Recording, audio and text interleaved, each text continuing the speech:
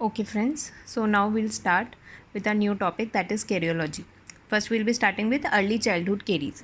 In this I'll be covering introduction, classification, prevalence, epidemiology, prevention, management, AAPD recommendations, recent studies, conclusion.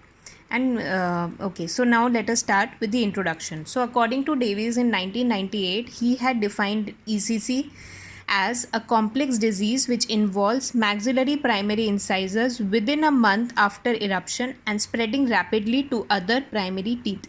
Okay, what is it? Complex disease which involves maxillary primary incisors within a month after eruption and spreading rapidly to other primary teeth. So this was given by Davies in the year 1998. The other definition, it was given by American Academy of Pediatric Dentistry 2000.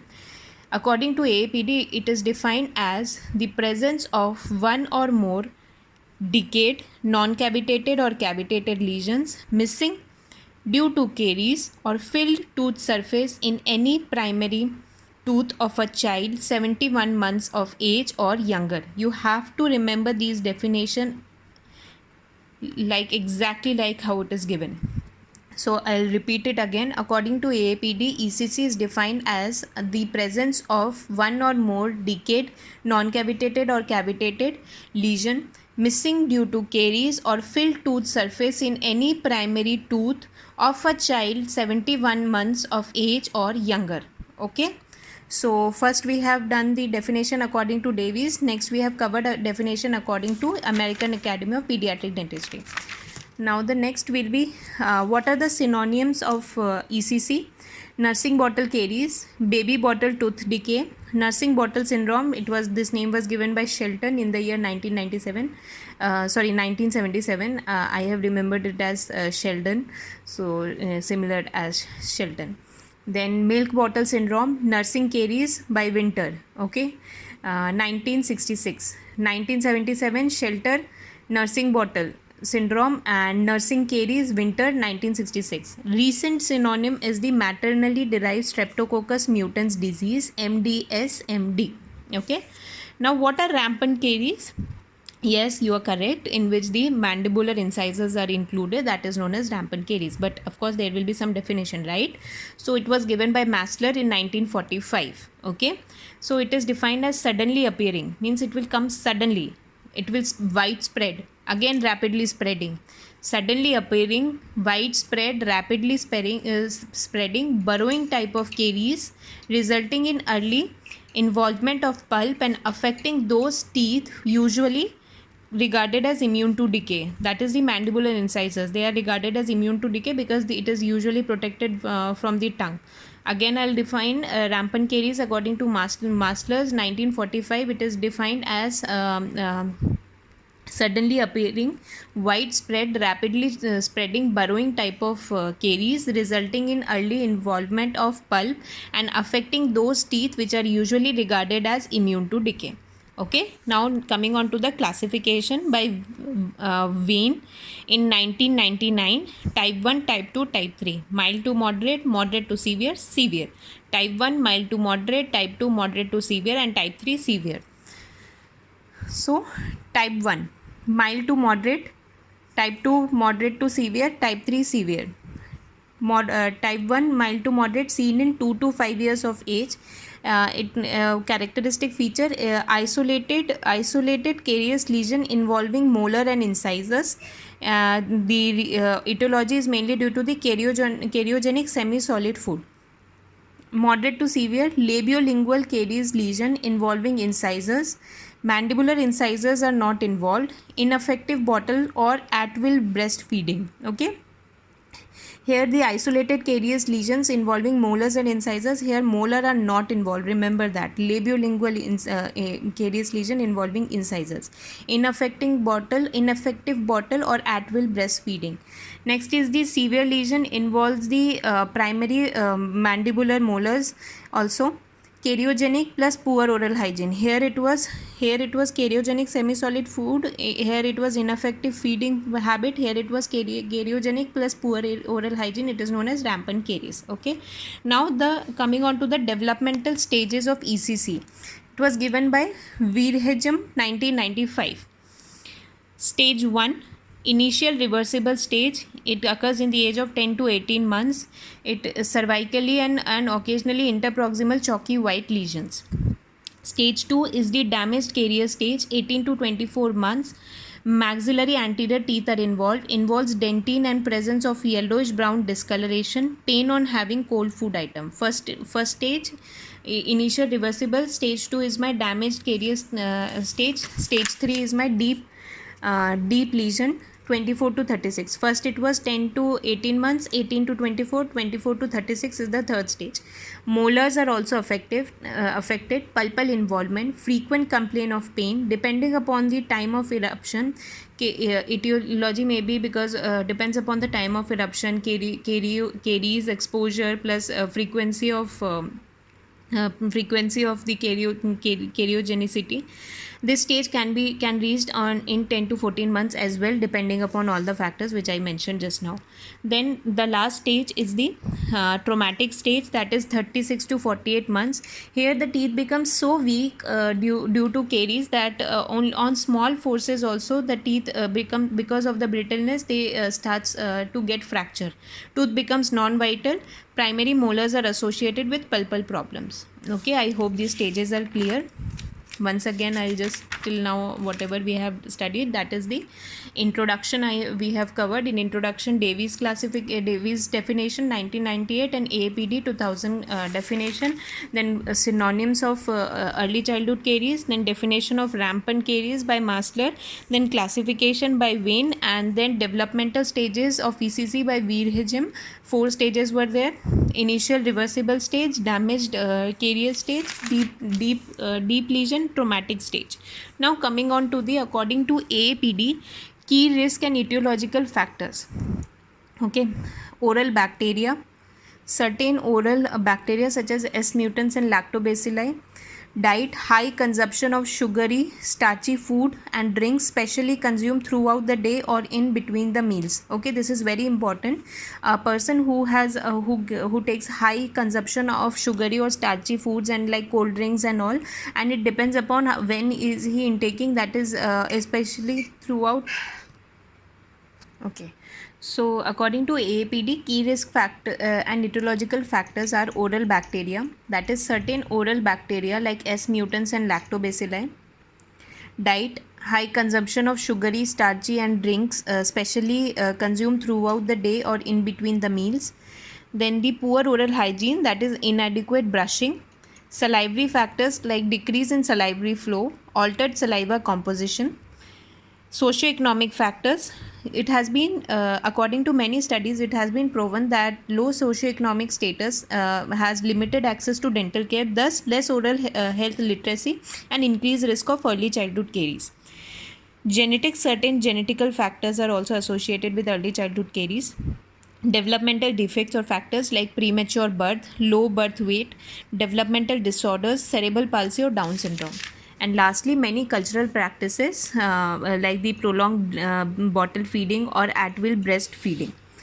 So all these factors, they do not act isolated. Instead, they interact with each other and contribute in the development of ECC. Identifying, so what is our role? It is to identify and address the risk factors, helps in early prevention and crucial intervention process. Now coming on to the prevalence and epidemiology of ECC in India. ECC has been a major concern for health concern from many decades. It affects the children who are under 6 years of age. The study was done by Kaur et al. In the year 2012 and published in the Journal of Indian Dental Journal of Research, in which they concluded that prevalence of ECC in India is in between 10 to 80%, and it depends upon the geographic and the socioeconomic status. Another study was done by Bhatia et al. In the year 2020, published in the Journal of Indian Society of Pediatric and Preventive Dentistry. They reported that children in rural areas with low socioeconomic status were more susceptible to early childhood caries. Now, what are the factors which causes high prevalence of ECC in India? That is the poor oral hygiene practice, high sugar intake, lack of access to dental care, low oral health literacy and low socioeconomic status. Okay, now coming on to the updated AAPD policy statement 2020. It emphasizes on the importance of prevention of ECC through early preventive interventions. What are the key points of the updated policy? The key points include that early preventive interventions. APD recommend the first dental visit by 12 months of age or within the 6 months of eruption of first tooth. Next, what are we supposed to do in the first dental visit? Early risk identification, opportunity for preventive intervention, fluoride varnish application or counseling, diet counseling and oral hygiene practices. So first one is the early preventive intervention. Next is the oral health literacy. Updated policy stresses upon importance of educating parents, which causes and helps in prevention of ECC and guidance on proper oral hygiene and diet.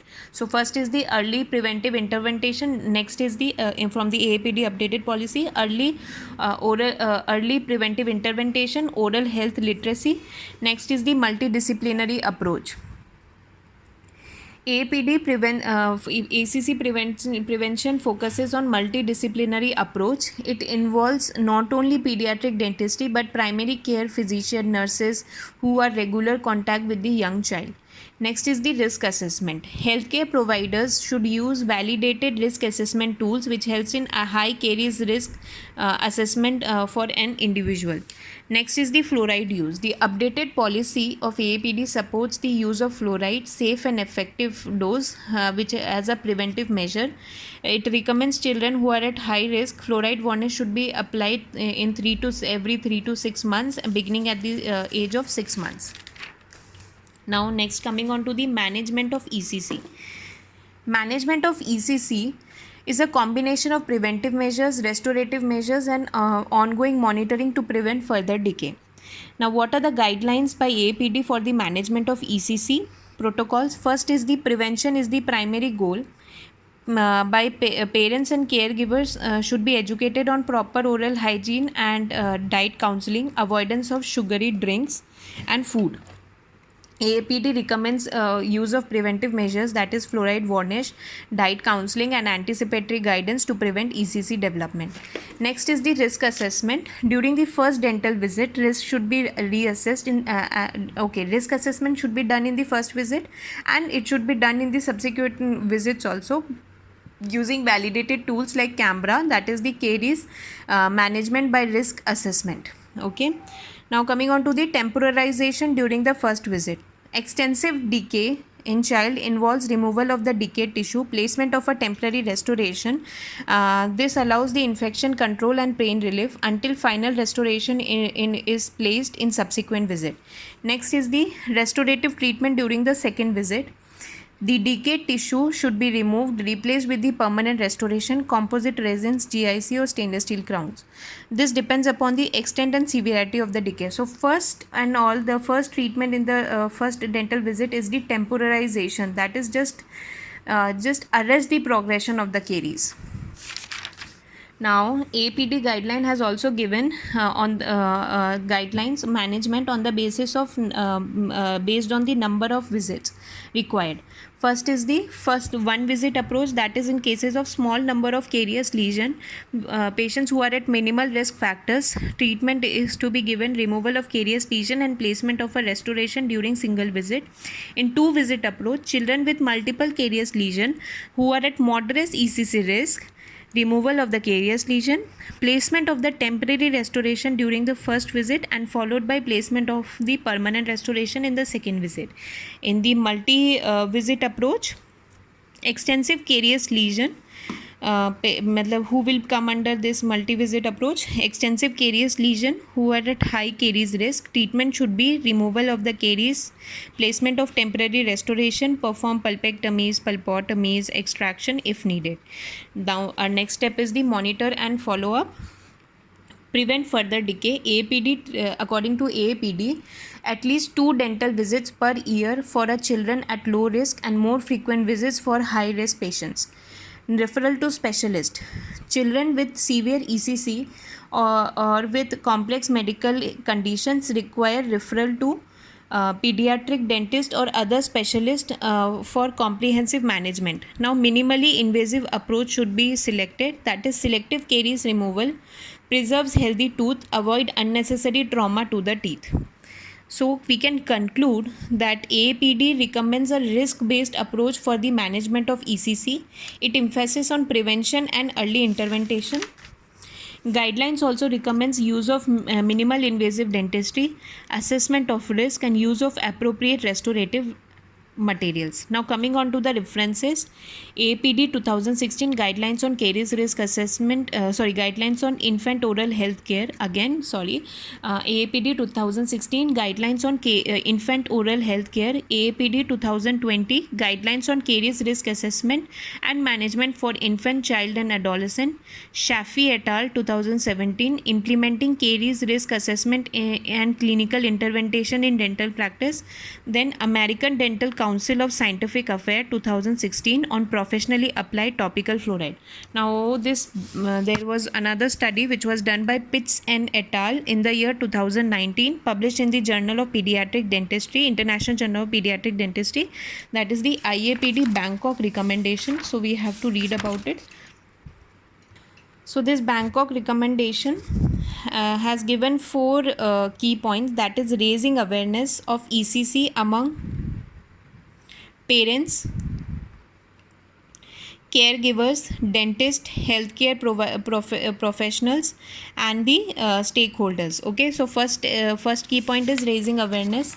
Second point is the limiting high sugar intake in children by food and drinks, and with special focus to be given avoiding sugar for the children who are less than 2 years. Next is promoting twice daily toothbrushing with fluoridated toothpaste, and they have recommended at least 1000 ppm for all children, at least 1000 ppm. Okay, this is not working. They have recommended the use of at least 1000 parts per million of fluoridated toothpaste for children using an age appropriate toothpaste. Next is the providing preventive guidance within the first year of life by health professionals or community health workers, ideally referring children to dentists for comprehensive care. Okay, one more thing which we have missed, I wanted to cover. What are the consequences of ECC? Consequences of ECC includes pain and infection, sleeping and eating difficulties, poor nutrition and growth delay, speech difficulties and poor self-esteem, distraction from normal activities, missed schools, hospitalization in cases of emergency school visits and emergency school visits, increased treatment cost and time, increased risk of developing caries in permanent dentition, and altered behavior. Okay. What are the aims in our management? Aim should be, primary goal is the prevention, management of existing emergency, arrest and control caries progression, preventive procedures and restoration and rehabilitation. Factors which influence the management, it depends upon the extent, depends upon the age of the child and behavioral challenges due to young age of the child. Lastly, I want to cover this timeline for children. It was taken from Shobha Tandon. It is that from 0 to 12 months, first tooth erupts. So first dental visit should be considered. Parents should begin brushing child's tooth with soft brush after first teeth erupts and discontinue bottle feeding by the age of 1 year. 1 to 3 years, more primary teeth comes in. Visit the dentist for preventive care in every 6 months. Parents begin flossing of the child's teeth. Next is the 4 to 8 years. That is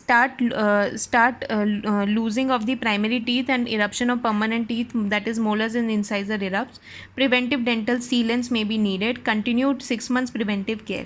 Lastly, 9 to 14 years, most children have lost their primary teeth. Orthodontic treatment may be needed and continue 6 months preventive care.